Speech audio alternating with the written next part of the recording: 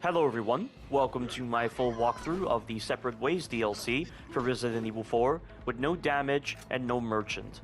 So if you're familiar with my channel, you'll know that I've never covered the Separate Ways DLC. This is the first walkthrough I'm ever doing of this DLC because I never really found a lot of incentive to cover it until now, because of course Resident Evil 4 Remilk happened, and with how trashed that entire pre-alpha is, I then did a walkthrough of Resident Evil 4 again, and it was a pretty good walkthrough, covering the entire game in one single video, and I thought, let's take it to Separate Ways, because of course we know Separate Ways will be releasing for Resident Evil 4 Remilk, and we all know it's going to be a really bad DLC, because it has to match the poor quality of Resident Evil 4 Remilk, and what better way to actually hate on the potential Separate Ways DLC for Resident Evil 4 Remilk than by covering the original version of the Separate Ways DLC, and this DLC is so much fun.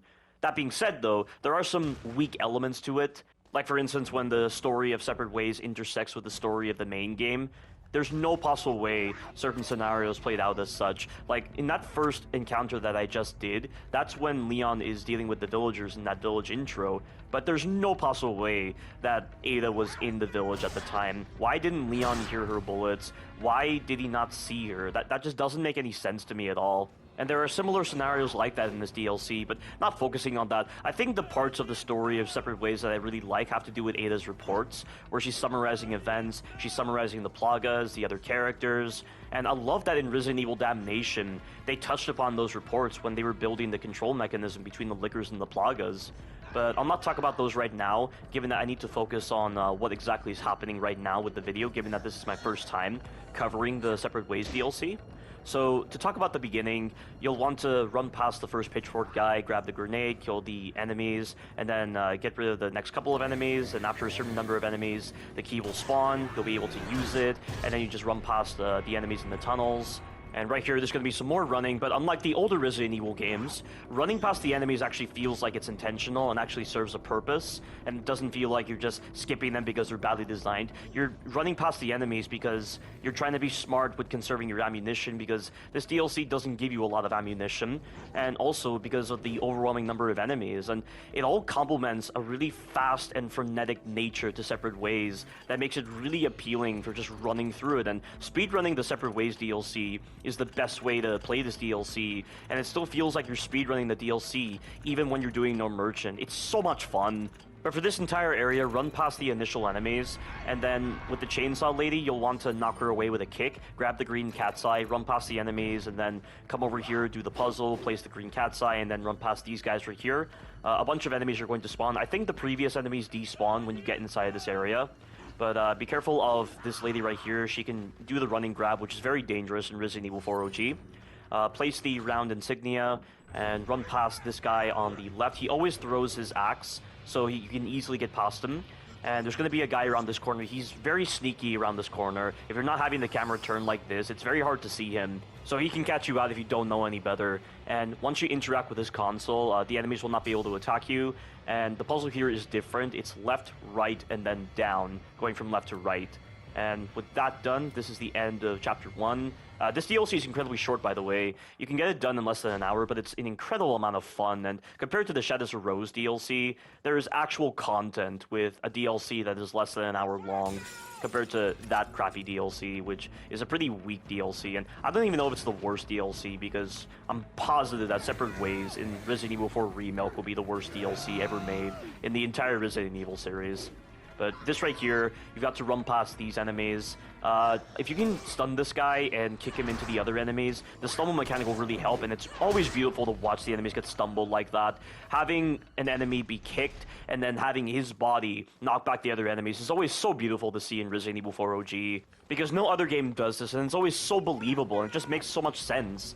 And Resident Evil 4 Remilk didn't bother implementing this mechanic in a good way, and it has really sporadic detection in that pre-alpha of the game, not like here, because of course, gaming wasn't at such a complex stage in this period of 2005, compared to what it's like now, where there are so many systems in play with a game that it's very hard to trust your fundamentals in a lot of games. But that right there, you've got to pay attention to where you're stepping so you can avoid the bear traps. Run past this guy because he's very slow to actually prep his dynamite, and if he's off camera, he'll try to rush you rather than throw his dynamite. Wait for this guy to prep his dynamite, then shoot his dynamite. This guy right here, you need to shoot his dynamite when he throws it. You have to kill all the enemies in this building in order to script the end of this sequence right here. There's some pistol ammo. You don't get a grenade here, unfortunately. But right now, we've triggered the cutscene. We're going to run all the way back. We have some enemies in front of us, but they're not going to attack you because one guy is pointing, the other guy is prepping his dynamite. And we have some enemies dropping down, just run past them. And hug the left-hand side, because if you're far enough away from this guy, he will throw his axe rather than actually melee you. And it will allow you to keep your momentum and just keep going. And right here, there's going to be a bunch of enemies right in front of you after you get through this door. Hug the right-hand side because you're fast enough to get past the pitchfork guys. Ada is the fastest character in Resident Evil 4 OG when you have your pistol out or you have no weapon out. So she can do things that Leon can't really do because her sprint speed is incredibly fast. But right here, hug the right-hand side, and then for this part, to get past the guy that has Leon's jacket, you'll need to hug the right-hand side and then loop back to the left so that you can get past his grab. And then right here, I'm going to skip ahead and do that quick time event. I don't know why they're trying to sacrifice Ada rather than actually infect her with the Plaga. I've never understood that about the Los Illuminados. How exactly do they choose who to infect with the Plaga and who to sacrifice? It's something that's always confused me, and they didn't touch upon this in Resident Evil 4 Remake, even though they had so much time to devote to the story. But the story in Resident Evil 4 Remake is atrocious, and it feels like it was constructed over the span of 6 hours, compared to Resident Evil 4 OG, which has a better story, even though it was constructed over the span of 2 weeks, given that they ran out of time to contribute to the story, as Shinji Mikami said. But run past that guy, grab the key, and then get past him again. Grab the incendiary grenade from over here, and then this Bella sister, you'll need to knock her over with the barrel, and then use the incendiary grenade to significantly damage her before finishing her off with the pistol. And by the way, you'll want to save up on a lot of pistol ammo for Chapter 5, because there is a sequence involving a bunch of crossbow guys, and that sequence is very awkward, clumsy, and uncoordinated if you do not have pistol ammo, because trying to shoot enemies at a distance with a shotgun just isn't practical in the slightest. But that guy was sneaking up on me, so I knocked him away, and I'm going to finish her off with the pistol, and also use a couple of fan kicks as well to significantly damage her, and she's dead. And before you leave this building, there are some pistol bullets that you can collect, so make sure you pick them up before you continue onward. And there are going to be a bunch of enemies blocking the way back, but they're pretty simple to get past so long as you hug the right sides. And there's going to be a lot of technical knowledge displayed here with these upcoming enemies. So we're exiting this building right now. There's going to be 2 enemies in front of you. So you'll need to hug the left-hand side at a certain point to get past these 2 enemies. Or you can just shoot them, but I'd like to run past them just to save up on ammo and to also just contribute to the flow of gameplay. And these 2 enemies are going to throw their weapons at you. It's incredibly dark, by the way, so be very careful when you're going through here. And hug the left-hand side, because if you hug the left-hand side, this guy will point. And the other enemies will be too preoccupied with their animations to actually deal with you, so you can easily run past them. This is what I mean when I say the amount of technical knowledge you are able to implement successfully to just create a fast and optimized route through the DLC, and it's almost like the developers are encouraging you to do so because of the way they place the enemies, is crazy. And I didn't watch any videos on Separate Ways before starting this recording. I was just stumbling upon these methods, or I was just subconsciously doing them based on my prior experiences playing this DLC, and it was so much fun to just do so. And you have the time to get some ammunition from this area right over here, and the El Gigante will spawn, but we're just going to run past him because there's no point in dealing with him. And after that's done, we'll be able to move on to Chapter 3, which takes place after Leon and Ada meet up in the castle. And it's a pretty simple chapter, but I don't feel like it's as fast or as frenetic as Chapters 1 and 2. And I do feel like the low-quality elements of the DLC kind of mirror the low-quality elements of the main game. Because Chapter 3 of Resident Evil 4 OG was where a lot of the low-quality elements started to emerge. Chapter 4 had problems, and then Chapter 5 had problems, and the Separate Ways DLC just follows that same kind of route, which is interesting.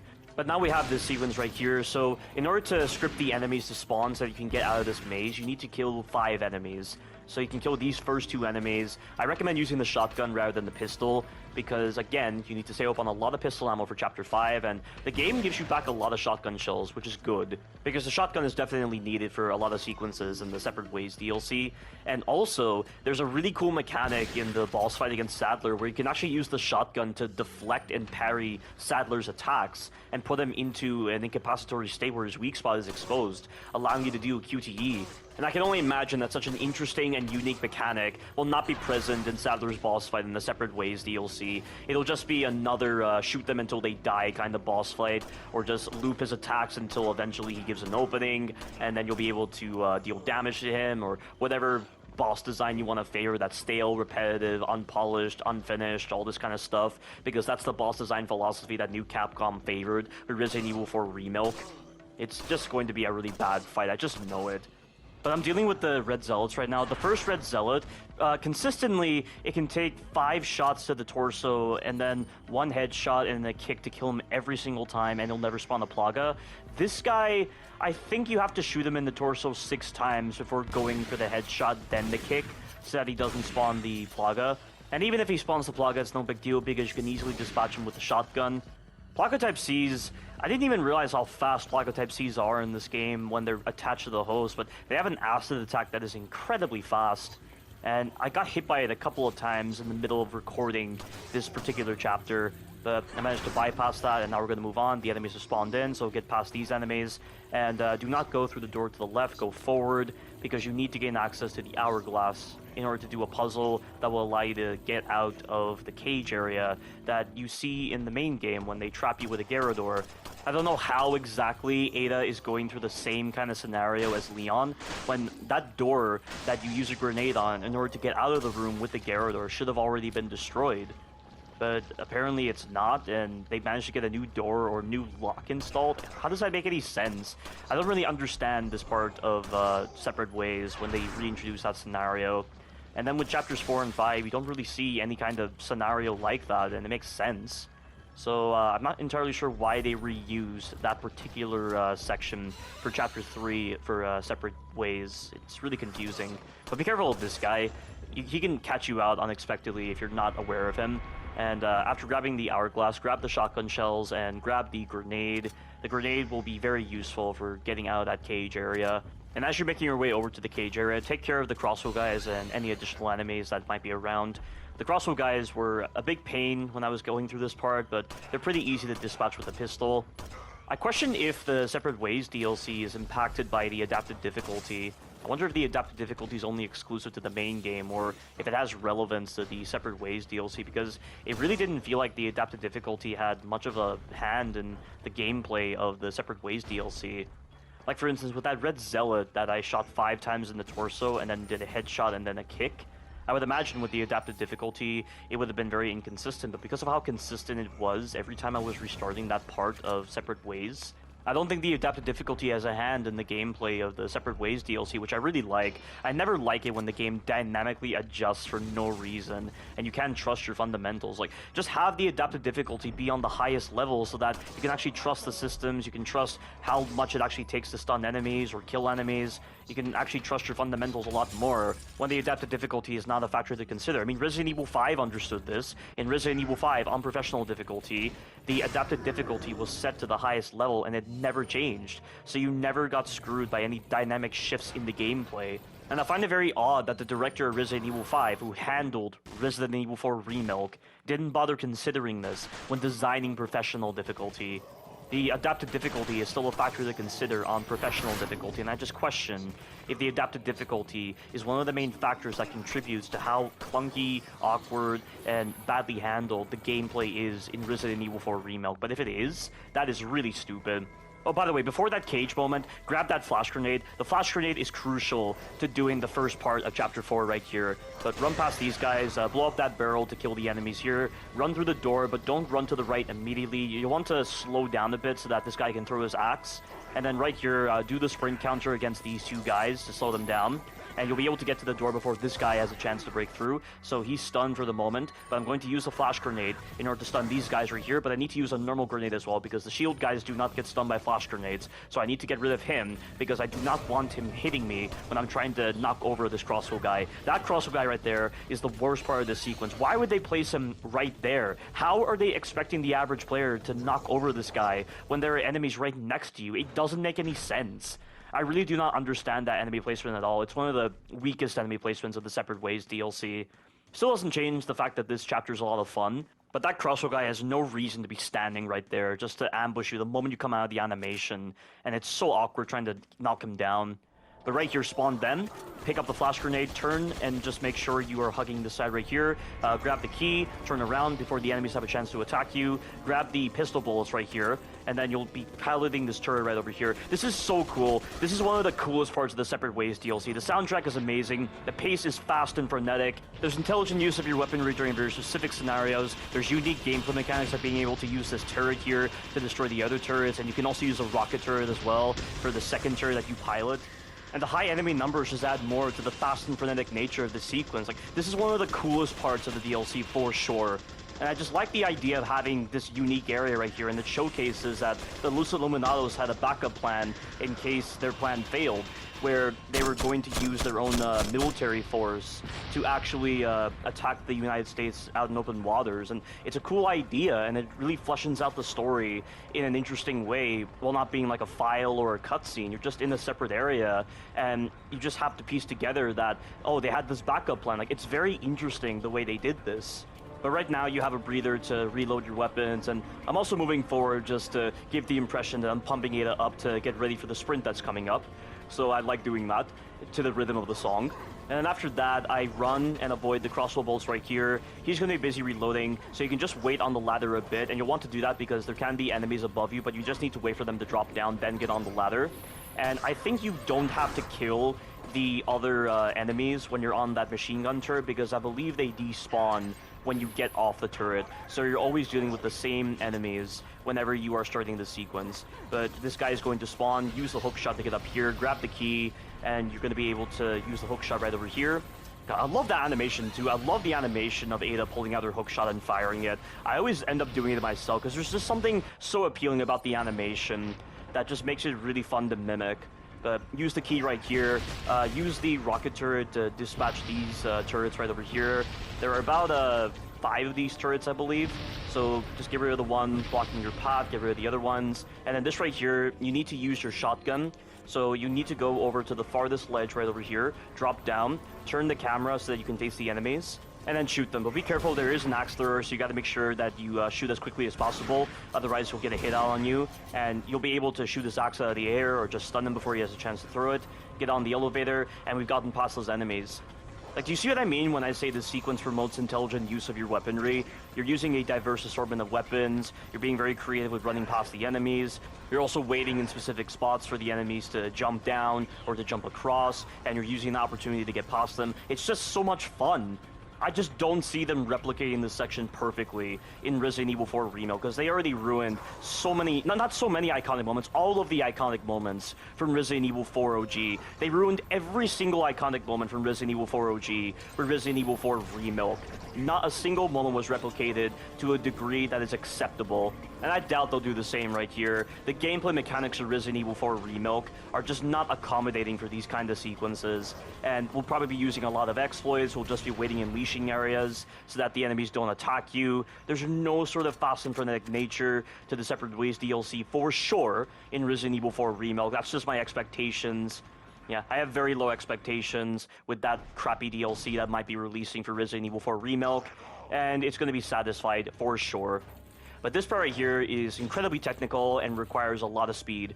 But jump down here and just hug the left-hand side, because most likely this guy will not be so quick to come around the corner to attack you. Drop down before the enemies have a chance to hit you, get past this guy, and then you'll need to use your hook shot right over here. You want to do it as fast as possible so that the stun rod guy and the dynamite guy will be attacking you, and you're in iframes, of course, so you're not going to get hit.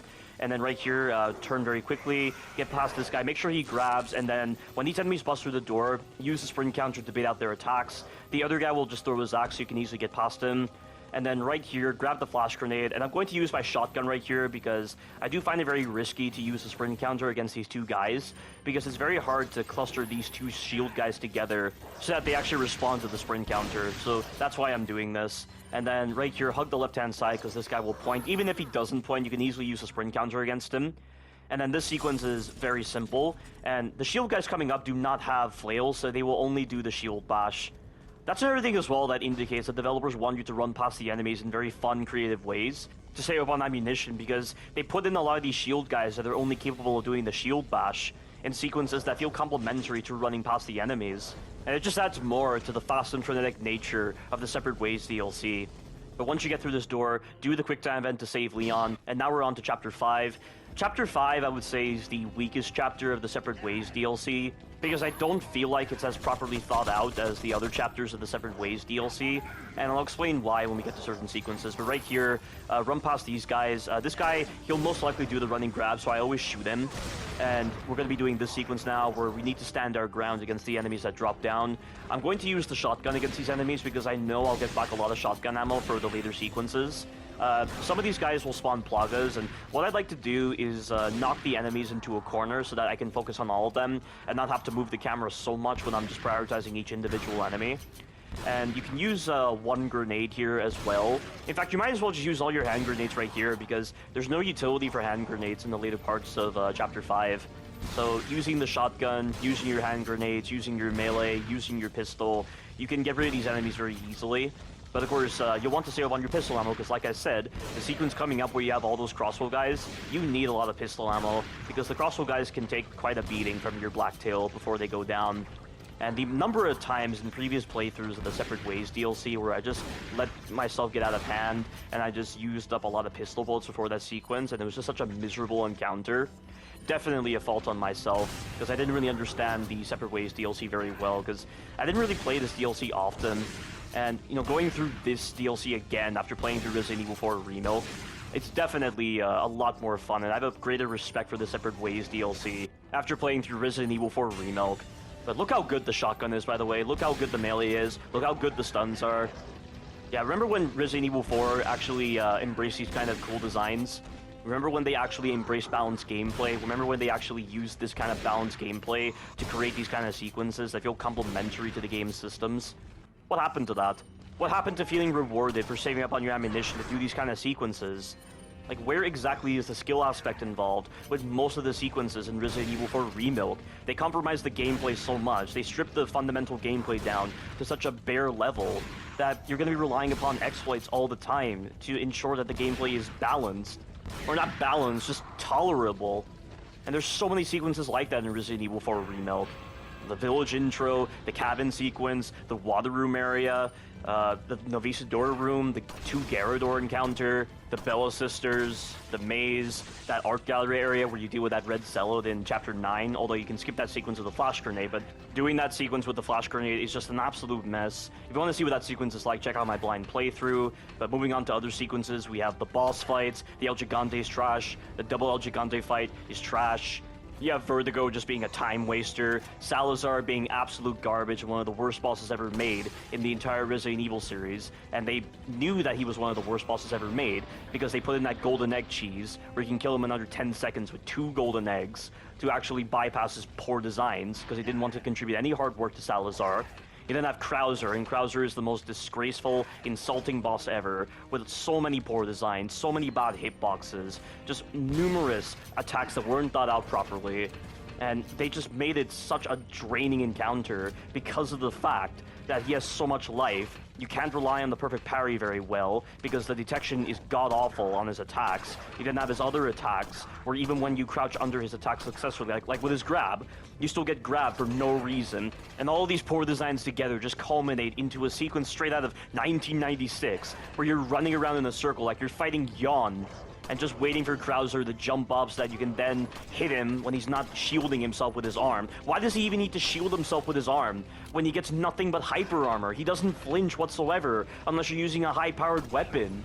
It doesn't make any sense, and it doesn't match his physiology at all.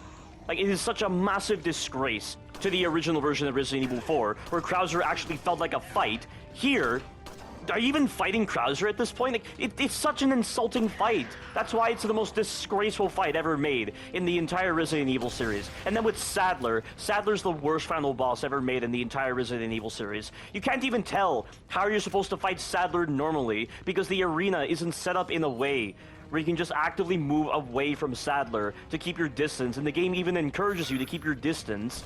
But with how much he's going to force you to jump off platforms, or force you to back yourself into a corner, or to use the button to create another platform, or just climbing up ladders, I mean, it's just an absolute mess. And he has access to all sorts of long-range attacks that have so much range. Not to mention, you now have the ability to deflect his attacks, and it doesn't really make any sense. And then there are other attacks that you can't really deflect, and then you have his acid attacks that are so fast and have really bad detection. And they do have really bad detection. If you want to see what I mean, check out my latest video for my poor designs, our Resident Evil 4 Remake series. I mean, the amount of confusion involved with Sadler, and it was to the point where you can easily do an exploit against Sadler that is so accessible by just standing near a railing when he's on the top level, and you just freeze him. He just cannot move, and you can easily shoot his eyeballs. His eyeballs have so much life. And also, you can easily exploit his jumping animation, because if Sadler is not on the same platform as you, he's forced to jump unless he uses his acid attacks in order to attack you, but that doesn't really happen much. So, as long as you are constantly looping his jumping animation, he cannot do anything. Oh, one other thing to say about Sadler is that he can also go into the state where he's jumping all over the arena to destroy platforms, and you get put into a cutscene that disorients you, and you're unable to move, and you can be attacked by Navisidors during that cutscene. So you pretty much have to mash the parry button, and just hope that by the time you exit those cutscenes, you'll be able to parry the Navisidors' attacks during those cutscenes. So garbage. Not to mention, he can also jump right on top of you, just out of the blue, and it's so cheap. Like, so many poor designs present with Sadler, forcing me to rely upon exploits to make the fight tolerable. Are you kidding me right now? Like, every single combat encounter in Resident Evil 4 Remake, every time I got into combat, I'm just like, more of this nonsense. Like, I have never been so drained from combat in a Resident Evil game before, like Resident Evil 4 Remake. That's unbelievable. Not even Resident Evil 6 could make me feel less drained, even though there are lots of parts of Chris's campaign that are pretty bad when it comes to draining gameplay. But Resident Evil 4 Remake has just one-upped Resident Evil 6's Chris's campaign in every respect. Oh, and by the way, those two Gatling gunners, if you stand at that spot and use the shotgun at the right moment during their jumping animation, you can knock them into a wall and kill them instantly. And now we have this. This is Krauser's boss fight in the Separate Ways DLC. I don't know why they brought back Krauser here. It doesn't make any sense. And also, this fight is badly designed, because watch this. I'm in the middle of the hookshot animation, and Krauser's moving, but at least they'll always do an attack that I can use a quick time event to avoid. So at least the developers had the foresight to realize that they put in a poor design like that. And also, another problem with this boss fight is with Ada's knife.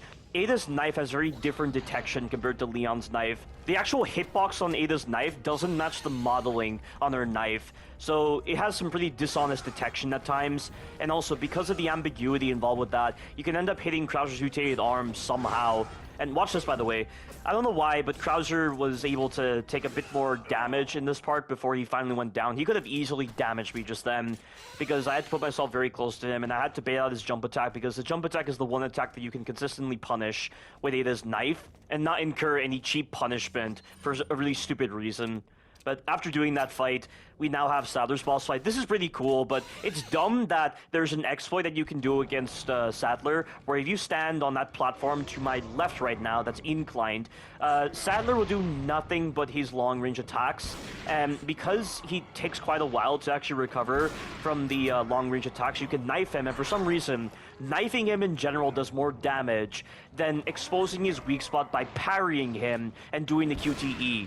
Why? Why is that the case? And there's a reason why I did a video titled The Most Noob Way to Fight Sadler in the Separate Ways DLC. And it's just me demonstrating that exploit where you stand on that incline and just knife him, and he does nothing but his long-range attacks. If you're on flat ground, he has a close-range attack that you cannot avoid, and you have to back away from. But because of how close you are to him, you won't have enough time to back away. And I understand that, but for them to just turn off that move when you're on that incline, it doesn't make any sense. And also, with making the knife do more damage than doing these QTEs, it doesn't make any sense. Like, this is a really cool method exclusive to Resident Evil 4. I can't imagine any other game, or like any other third-person game, introducing mechanics like this with shooting.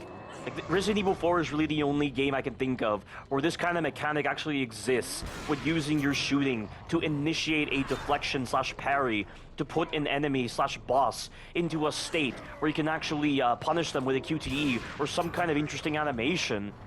And yet, they make it do less damage than your knife. It's really stupid. But the timing on this is very specific.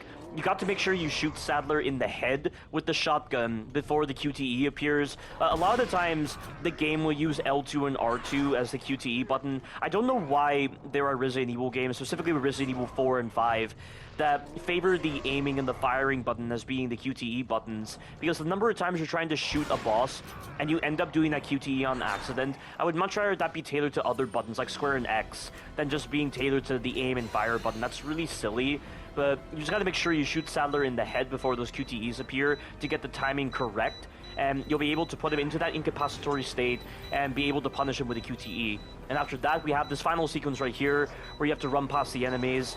There is some technical knowledge involved, but as long as you're far from the enemies, they'll point, and then you have to use a sprint counter to your advantage to get past the enemies right here. This part right here, I would say, is the trickiest part of the sequence when you're running past the enemies, because there are a lot of enemies and there are crossbowmen shooting you. But just do the sprint counter against this guy, and this crossbowman, I don't know why he wasn't shooting me. I don't really know how the developers expect you to handle that guy on this kind of strict time limit. It doesn't really make any sense, or maybe he's just intentionally delayed. I don't know. But you just get past him, get past these other guys. This guy's going to take forever to actually shoot you. And then just hookshot over to the other side, grab the special rocket launcher, and that is the end of this really fun DLC that I have a greater respect for after playing through that pre-alpha known as Resident Evil 4 Remilk. Thank you all for watching, and you take care now.